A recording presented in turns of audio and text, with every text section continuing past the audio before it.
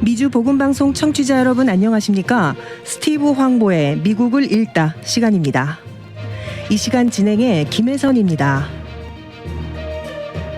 이 방송은 현 미국의 상황을 제대로 알고 급변하는 상황 속 크리스천들이 나아가야 할 방향을 성경적 관점에서 찾아보는 목적을 갖고 있습니다.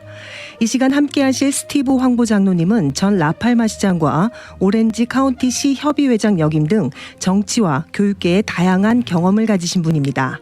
네, 이 시간 스티브 황보 장로님 나오셨습니다. 장로님 안녕하세요. 네, 반갑습니다. 네, 한 주간 또 잘 지내셨나요? 예. 오늘 오전에 뉴스가 하나 나왔는데요. 바이든 차남 의혹 수사 특검 체제로 바꾼다는 얘기가 있었습니다. 오늘 아침에도 다른 얘기 하려고 그랬는데 네네. 갑자기 지금 말씀하신 대로 한 2시간 전인가요? 네네. 네, 갑자기 이제 그런 얘기가 나왔죠. 사실 이 특검이라는 게 수사가 좀 이렇게 수사가 공정치 못하거나 그렇죠. 아니면 또 그렇게 공정하지 못할 것 그렇죠. 같기 때문에 그렇기 때문에 지금 특검 체제로 가는 건데 사실은 이 바이든 차남 의혹은 정말 증거가 차고 넘치고 넘치는데도 불구하고 이렇게 특검 체제로 간다는 건 특별한 이유가 있을 것 같습니다. 사실 그 방금 말씀하신 대로 특검으로 가는 것은 이제 그 공평성을 위해서 좀 이렇게 편향되지 않은 수사를 하기 위해서 그렇게 임명을 하는 거죠. 네. 그런데 재미있는 것은 지금까지 지난 5년 동안 이 헌터 바이든 건을 이렇게 맡아온 검사에게 연방 검사에게 특검으로 맡겼습니다. 똑같은 사람에게. 네. 특검 같은 경우는 보통 여러분 한국에서도 보셨지만은 그 외부에 있는 국가 그 법무부 외 검찰 기관 외에 있는 변호사라든지 그런 분들을 이제 특검으로 임명을 하거든요. 그래서 중립적인 입장에서 그 공평하게 그 네. 선거를 또 그 이 수사를 할 수 있는 분들에게 보통 맡기는데 네네. 이번에는 재밌는 것이 오늘 아침에 법무장관이 이것을 임명하는 것을 설명하는데 지난 5년 동안 시간을 질질 끌면서 중요한 그 사안들에 대한 공소시효를 그 끝내도록 expire 하도록 그렇게 방치를 해온 사람에게 특검으로 다시 연방검사인 사람에게 특검으로 다시 맡김으로 인해서 지금 그 공화당 쪽에서는 상당히 지금 이제 여러 가지 비난을 하고 있습니다. 네. 그런 면에서. 네. 예. 그리고 사실은 그 오늘 특검 검사로 임명되신 분이 데이비드 웨이스 예. 네 그분이신데 이분께서 직접 자기가 특검 검사를 하겠다고 또 자청했다고 글쎄 뉴스에 전에는 나왔더라고요. 최근만 전까지도 이분이 그 특검 필요 없습니다. 내가 할 수 네네. 있습니다. 그렇게 하던 사람이 갑자기 왜 이렇게 입장을 바꿨느냐. 그리고 검찰은 왜 이렇게 무리하게 그 이 법무부는 무리하게 이런 수를 두느냐. 네. 그것은 이제 간단히 설명드리면은 바이든 일가를 보호하기 위해서. 그러니까 그런가요? 지금까지 네. 그러니까 조금 더 좀 그 양쪽에서 그 수긍할 수 있는 모든 국민들이 이 사람은 공평하게 잘 왜 그러면 이 대통령 현직 대통령 일가에 대한 수사이고 대통령 아들에 대한 수사만이 아니고 이것이 대통령이 부대통령을 있을 때 뇌물을 받았느냐. 네. 돈을 외국으로부터 돈을 받고 이 국가의 권력을 가진 사람이 그 지위를 이용을 해서 그것을 이제 안 좋은 일을 했느냐. 직권 남용을 했냐 이런 것을 이제 조사를 해야 되는데 이 검찰을 지금 지난 5년 동안 이분은 5년 동안 시간 사실 이 사건은 한 몇 개월이면 충분히 조사를 할 수 있는 사건이에요. 네. 그런데도 5년 동안 질질 끌면서 사실 그 헌터 바이든의 그 중요한 그 기소 내용을 보면은 이제 지금 이번 주에도 그 하원의 이 오버사이트 커미티 그 위원장이 얘기했지만은 지금까지 우리가 은행에서 뱅크 스테이트먼트를 받아서 확인해 본 것은 바이든 일가가 최소 2천만 불을 받았다. 2천만 불, $20 million, 2천만 불을 받았다라고 이번 주에 이제 그분이 발표를 했어요. 네. 그러면서 이것은 시작일 뿐이다.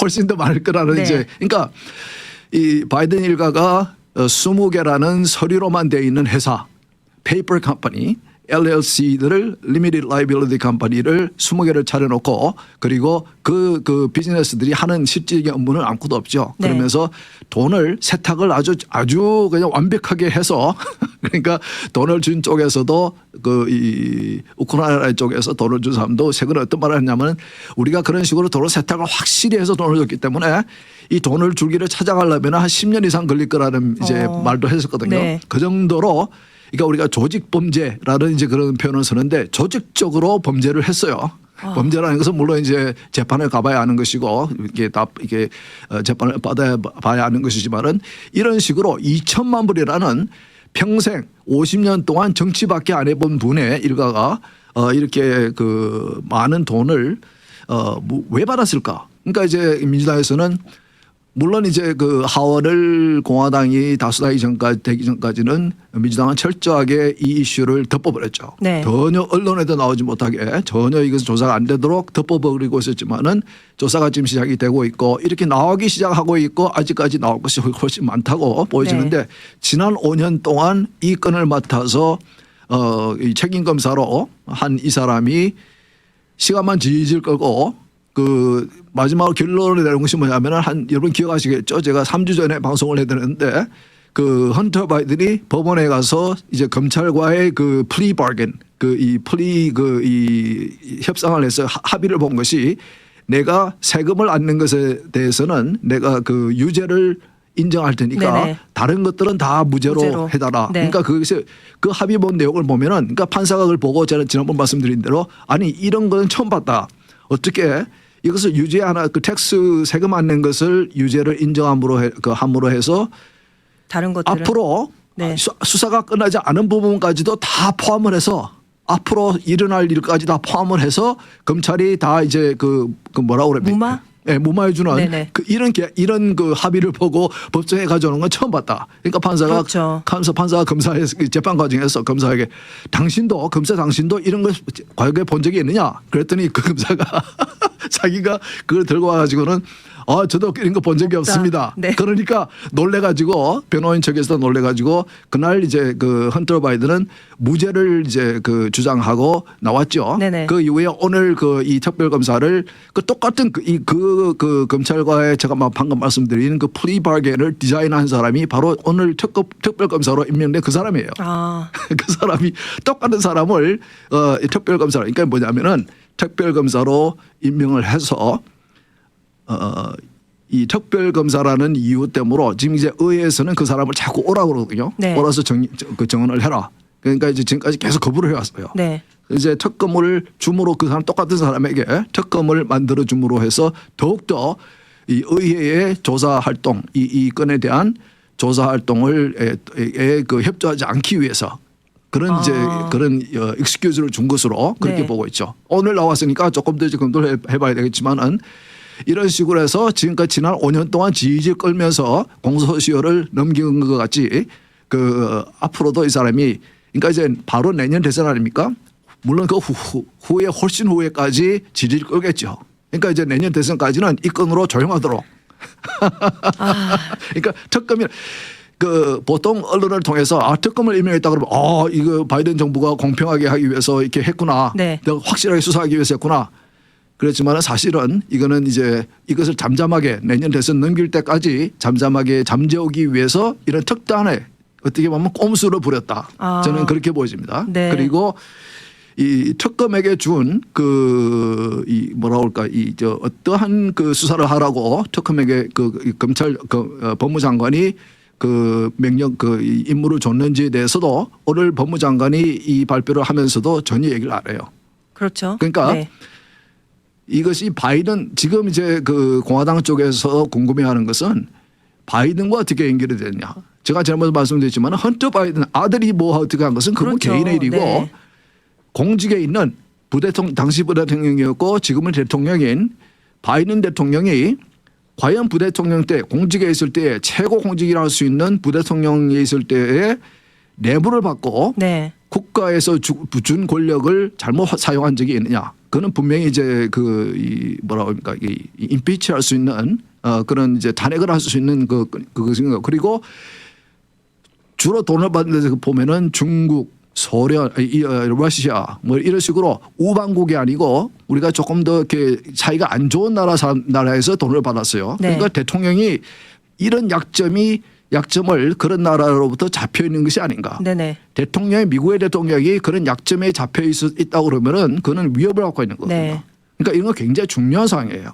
이것은 이 정도면은 사실은 그 민주당이 지금 다수당이면은 충분히 탄핵을 하고도 남죠.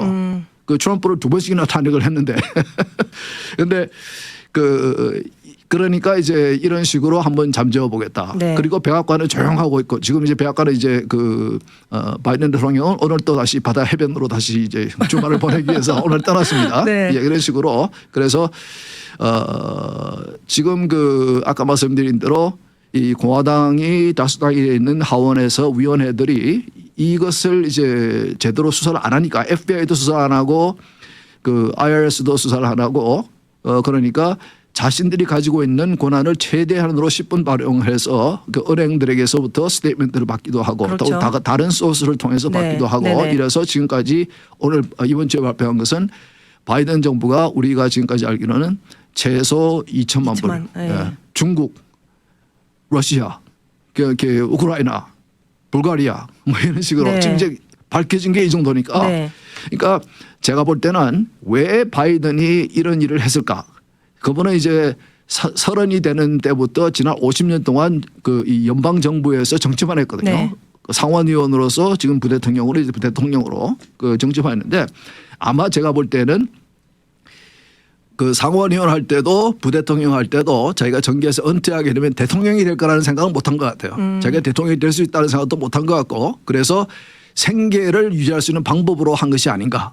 근데 그렇게나 많이요? 근데 제가 네. 보면은 전에는 자신의 동생인 짐 바이든이 이런 일을 많이 했었고 네. 그리고 지난 몇 년 동안은 이제 아들 헌터 바이든이 말을 했는데 보면은 아주 교모하게 잘 디자인을 했어요. 보면은 절대로 이 바이든은 지금도 나는 우리 아이들과 가족들과 한 번도 이 비즈니스에 대해서 대화를 한 적이 없다라고 네. 계속 주장해 오다가 네. 이런 식으로 자꾸 이제 하원에서 조사를 통해서 이런 증거들이 나오고 정언들이 나오니까 어떻게 말을 바꿨냐면은 나는 아들과 비즈니스에 대해서 대화를 한 적이 없다. 이제 그런 말을 바꿨어요. 네. 근데 보면은 이렇게 한 것 같아요. 보면은 바이든은 직접적인 비즈니스에 대한 거래에 대한 대화는 안 한 것 같아요. 그러나 아들이 헌터 바이든이 그런 밑작업은 다 하고 그리고 가끔씩 한 번씩 전화로 연결해 준다든지 네. 만나서 식사를 한다든지 왜냐하면 헌터 바이든의 비즈니스 파트너가 바이든이 부대통령이 있는 동안에 30몇 번을 백악관에 들락날락 그랬다고 그리고 델러웨어 바로 이제 워싱턴 DC 바로 옆에 있는 집이 옆에 있거든요. 네. 델러웨어 주니까 그게 이제 많은 사람들이 들락날락 그랬고 그런데 아주 절대로 걸리지 않도록 법적으로 걸리지 않도록 하기 위해서 그러니까 이제 이런 것이요. 옛날 한국에서도 이런 게 많이 있는데 법무장관 하신 분이 이제 돈을 벌기 위해서 자기 밑에서 일하는 사람들이 나가서 사업을 하면서 그분들은 법무장관을 팔죠. 나는 법무장관하고 잘 압니다. 법무부에 내가 많이 팔아줄 수 있습니다. 그러면은 법무장관은 절대 그 사람들하고 그런 거래적인 대화는 하지 않지만은 가끔 한 번씩 만나준다든지 네. 전화를 한다든지 이 정도만 하면은 그분들에게는 이건 거래 선이 확실하구나.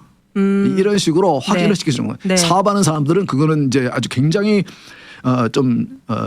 믿을만하고 신빙성이 있는 방법이죠. 그러면서도 본인은 언제든지 이 일이 들통날 경우에 법적으로 걸려지지 않기 위해서 돈도 그래요. 자기가 지금 돈이 받았다는 얘기가 많이 나오니까 자기 Where's the money? 돈 어디서 찾아봐 이런 것이거든요. 그러니까 돈은 직접 받은 거 아는 거죠. 이런 식으로 그러나 중요한 것은 직접 받고 안 받고 직접 비즈니스 대화를 하고 안 하고 그건 중요하지 않고 그것으로 인해서 자기가 뇌물을 이게 indirectly 간접적으로 받았더라도 뇌물을 받고 그 뇌물을 받은 것에 대한 대가를 했다고 그러면 그거는 범죄가 되는 거거든요. 그렇죠. 왜냐하면 장로님께서 말씀하신 대로 하나님께서 국민에게 주신 이 투표권을 가지고 대통령을 저희가 뽑았는데 만약에 그 권력을 잘 이행하지 못했다 그러면 그건 진짜 정말 범죄죠. 그리고 네. 도의적으로도 이런 분이 미국이라는 나라의 대통령이 되면 위험하죠. 나라가 위험하죠. 개인적으로는 뭐 돈을 많이 벌었는지 모르겠지만은 사실 뭐 50년 동안 정치만 한 사람 월급은 뻔하거든요. 그리고 공직에 있으면은 하다못해 조그만 시의 시의원을 해도 여러분 굉장히 받을 수 있는 1년 동안 받을 수 있는 선물의 가치가 액수가 정해져 있고 1,000불도 안 됩니다. 그러니까 굉장히 규제가 많아요. 내가 할 수 있는 활동 범위가 상당히 줄어듭니다. 그런 마찬가지로 공직에 있게 되면은 여러 가지 할 수 없게 다른 사람의 영향을 받지 못하도록 내가 다른 사람들에게 코가 끼지 않도록 네. 그런 식으로 이렇게 또 규제를 하게 해놨거든요. 그런데 이런 식으로 그것을 법의 망을 자기는 피해간다고 하면서 이런 식으로 만들고 이 서류상의 회사를 20개나 차려놓고 돈을 막 비빈 돌려가면서 보면 또 그런 식으로 해서 돈이 빠져나간 것이 보면은 가족들에게 돈이 다 나갔어요. 손자에게도 가고 며느리에게도 가고 아들에게도 가고 네. 형제에게도 가고 돈이 이렇게 나갔어요. 그러니까 네네. 패밀리 비즈니스죠. 가족 장사를 한 거예요. 근데 그 사람이 그런 비즈니스에서 뭘 팔았길래 어떤 서비스나 어떤 프로덕트를 팔았길래 이런 돈을 그 사람들이 엄청나게 주느냐. 네. 없잖아요. 비즈니스가 내용이 없으니까. 그건 당연히 그 사람의 영향력, 그 사람의 권력 그걸 파는 거죠. 네. 그러면서도 그렇게 철저하게 교묘하게 생각해가지고 직접 돈 받지 않고 직접 그 비즈니스적인 대화를 하지 않고 이런 식으로 한 것에 대해서 그러니까 어쨌든 결론은 오늘 특검을 한 것은 국민들에게 우리가 특검을 함으로 인해서 공평하게 수사를 하겠습니다라는 인식을 주려고 하는 것인지 모르겠지만 sak사정은 이것은 덮기 위해서 특히 내년 대선 넘어갈 때까지 덮어놓기 위해서 이런 꼼수를 부리는 것이다. 네. 그렇게 보면 됩니다. 네. 예. 그럼 특검 얘기는 그렇고요. 예. 그다음에 또 앞으로 저희가 그 공화당 후보에 대해서도 좀 얘기를 해봐야 될 것 같은데요. 예. 앞으로 23일에 저희 TV 공화당 대선 후보 주자들의 TV 토론회가 지금 예정되어 있습니다. 그렇죠. 그래서 지금 뉴스를 보니까 한 8명의 후보가 지금 거의 확정이 된 것 같더라고요. 그러니까 이 공화당 한국식으로 중앙당은 없는데 네. 그 이제 RNC라고 내셔널 커미디라고 있는데 거기서 이제 주관을 이 토론회 주관을 하는데 네네.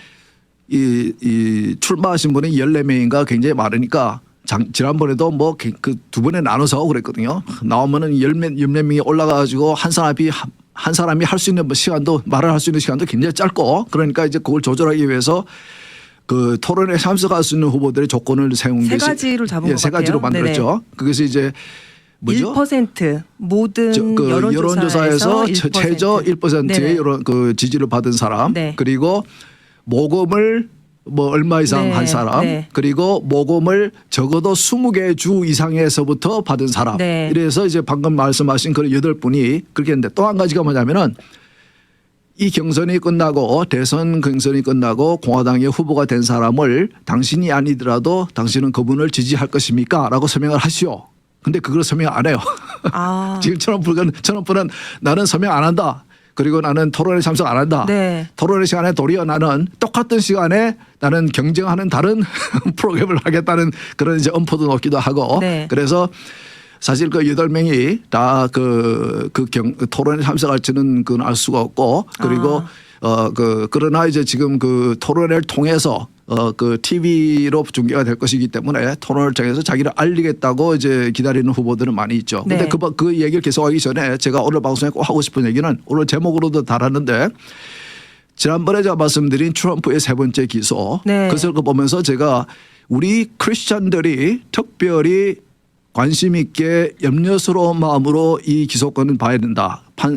왜 내가 이렇게 생각하고 이렇게 말씀을 드린다 하면은 검찰이 이번에 벼르고 준비하고 해서 세 번째 트럼프를 기소한 내용을 보면은 그 1월 6일 날 2021년 1월 6일 날 그날 그 의사당에 진입한 그 건으로 해서 그 기소를 한 것이 아니고 선거의 결과에 대해서 자기가 패배한 것에 대해서 인정하지 않고 국민들에게 나는 저지 않았습니다.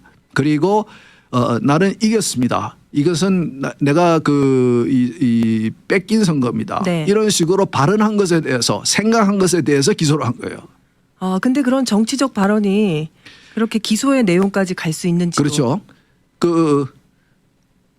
특히 정치인이 혹은 정치인이 아닌 국민들이 내가 하는 생각에 대해서 내 생각과 내 말이 옳고 틀림을 떠나서 내가 하는 생각과 내가 하는 표현하는 말에 따라서 내가 정부로부터 이 페널라이즈 이 뭐라고 합니까? 기소? 네. 그걸 정부로부터 이렇게 억압당하거나 아니 정부로부터 네. 이제 이렇게 이런 기소를 당하기도 하고 이제 이렇게 뭡니까 퍼니시되는 한국말로 이제 기억이 안 나네요. 저도 잘 모르겠네요. 이렇게까지 생각이 안 네, 나는 경우가 네. 없는데. 예. 근데 이렇게까지 이렇게 내가 하는 생각 어떤 국민이 그러니까 왜냐 미국 헌법에는 여러 가지 자유가 보장되어 있다고 이 나라의 자유에 그 보장되는 자유에 대해서 언급이 되어 있지만 그중에 표현의 자유, 네. freedom of speech, 표현의 자유는 옳고 그름을 얘기하는 건 아닙니다. 어떤 표현이든지 내가 하는 생각과 내가 하는 말에 대해서 처벌을 받지 않는 그것을 자유를 보장해 주는 나라가 미국이에요. 특히 미국 같은 나라에서는 표현의 자유가 매우 중요합니다. 네. 왜냐하면 다양한 사람들이 다양한 생각을 하고 다양한 말을 표현하기 때문에 과거에 한국에서는 독재 정권 때는 그런 일이 있었죠. 노래 대중가요를 하는 그 가수들이 부르는 노래 그렇죠. 가사가 네. 잘못됐다고 이 정권의 권력에 마음에 들지 않는다고 금지곡으로. 처벌을 받기도 하고 네. 금지를 하기도 네네. 하고 그렇게 뭐 그 가수 일을 더 못하게 하기도 하고 그렇죠. 이런 식으로 권력이 국민들의 생각과 표현, 말로 하는 표현을 이제 이렇게 처벌하는 이런 나라는 절대 미국이 돼서는 안 되거든요. 네. 왜 우리 크리스천들이 이것을 중요시하고 봐야 되냐면은 지금 현재 이 바이든 정부는 이 성경적인 가치관, 성경이 가르치는 예를 들어서 이제 뭐 동성애라든지 이런 것들에 대해서 하는 것에 대해서 혐오스럽다라는 생각을 하고 있어요. 그리고 어떻게 하든지 그것을 그 처벌하려고 하는 법을 만들려고도 하고 있어요. 제가 전에 말씀드린 대로 이 퀄리티 액트라는 것이 바이든 대통령이 기회가 있을 때마다 의회에게 요구하는 것이 이 퀄리티 액트를 빨리 통과시켜서 법을 만들어 달라. 계속 기회 있을 때마다 이분들이 요구하거든요. 그것이 통과되면 어떤 일이 나면은 우리가 성경의 말씀에 따라서 설교하신 분이나 말씀하시는 분이 혹은 유튜브를 통해서 공개적으로 동성애는 잘못된 것입니다라고 발언을 하게 되면은 처벌을 받게 되는 거예요. 네. 그건 혐오스러운 발언이라는 거예요. 이런 식으로 지금 이 정부는 바이든 정부는 우리의 생각과 우리의 표현, 우리의 말로 표현하는 이 자유를 뺏어가는 것에 대해서 규제하는 것에 대해서 아무렇지 않게 생각하는 것 같아요. 그래서 이 기소권을 트럼프의 기소권을 우리가 관심 있게 봐야 된다. 한 번도 지금까지 이런 건을 가지고 이 연방 정부가 이 어떤 시민을 기소한 적이 없습니다. 최초고 굉장히 법을 아주 이상하게 적용을 해서 이렇게 기소를 해야 하기 때문에 이것은 분명히 제가 볼 때는 만일 항소법을 유죄를 받고 항소 재판도 하고 그다음에 대법원까지 가게 되면 대법원은 분명히 이거는 unconstitutional 헌법에서 어긋난다고 판결이 나올 것이다. 저는 이제 그 확신을 하고 있는데 이런 시도를 한다는 것 공개적으로 이런 식으로 그 트럼프 대통령이 본인이 직접 한 말에 대해서 그렇게 자신이 생각을 했든지 안 했든지 상관없이 네. 그리고 그 사람이 알고 거짓말을 했든지 안 했든지 상관없이 거짓말도 표현의 자유는 그거는 이제 이 보장이 돼 있는 거예요. 포함이 돼 있는 거예요. 우리가 거짓말 한다고 감옥에 갑니까? 아니죠. 거짓말하면 안 되죠. 네. 거짓말하면 안 되죠. 그렇지만 거짓말 한다고 우리가 감옥에 갑니까? 그건 아니죠. 아니죠. 네. 우리 매일 거짓말 하잖아요. 좋은 아침도 아닌데 굿모닝 하고 말해요. 우리가 네. 누가 그랬죠? 우리가 그 수천 가지의 거짓말을 하고 산다고. 근데 거짓말도 표현의 자유에 포함되어 있어요. 그런데 나는 바이든이 거짓말을 했다고 혹은 자신을 그분들이 기소한 내용을 보면은 자신은 선거에 진 것을 알면서도 국민에게는 지지 않았다고 거짓말을 했기 때문에 국민을 디프라우드했다. 속였다. 기만했다. 이런 내용으로 기소를 한 거예요. 네. 이건 말이 안 되는 얘기거든요. 예. 이거는 미국의 이 헌법에도 어긋나는 것이고 무엇보다도 제가 이 보건방송 이 방송을 하면서 이 크리스천들에게 얘기하고 싶은 것은 이것은 우리 크리스천들이 굉장히 관심을 가지고 봐야 될 내용이다.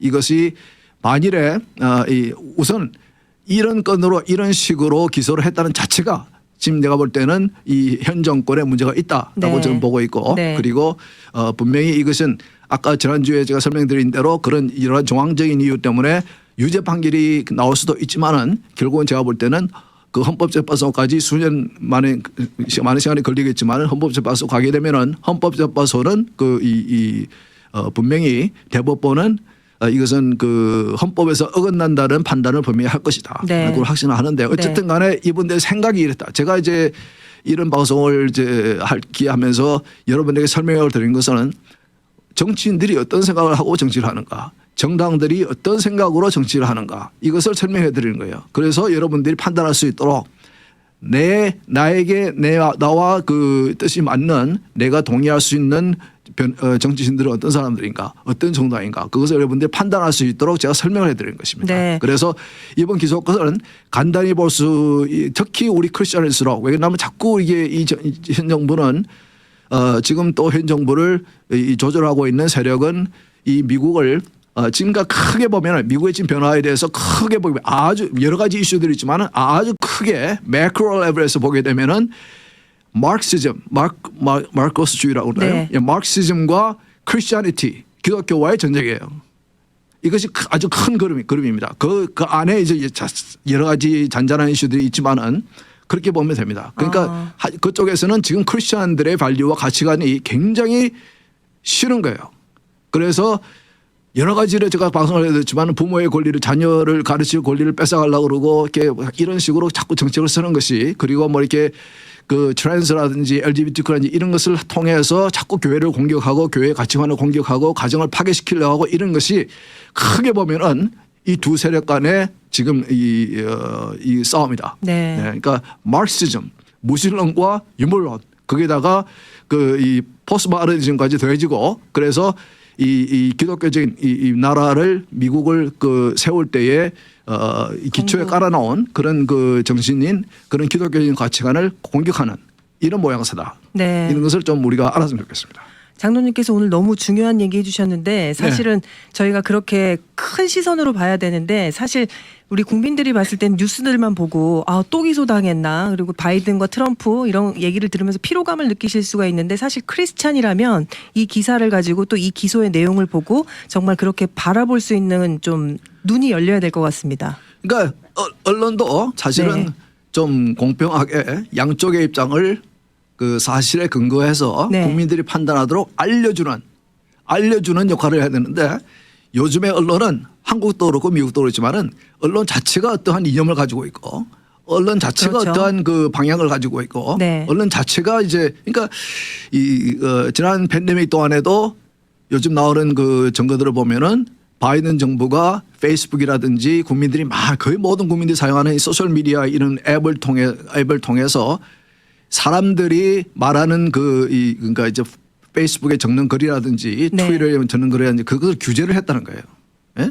그래서 페이스북으로 하여금, 트위터로 하여금, 그 유튜브로 하여금 이런 식으로 발언하는 것은 끊어버려라, 없애버려라. 예? 이래서 팬데믹에 대해서 혹은 뭐 여러 가지 그 정부의 정책에 대해서 반대하는 그런 것들에 대해서 규제를 해왔거든요. 네. 팬데믹이라는 특수항을 이용을 해서 네. 사실 제가 볼 때는 팬데믹 동안에 너무 정부가 그 특수상황을 이용을 해서 잘못한 것이 너무너무 많아요. 그래서 어쨌든 간에 지금 이 정부는 사실 권력을 가진 사람이 자꾸 이제 그 권력을 통해서 국민을 억압하고 그 자유를 규제하고 이런 일을 하다 보면 이거 하는 것은 굉장히 잘못된 것이거든요. 이것을 우리가 좀 자세히 알 필요가 있다. 네. 그런 생각이 듭니다.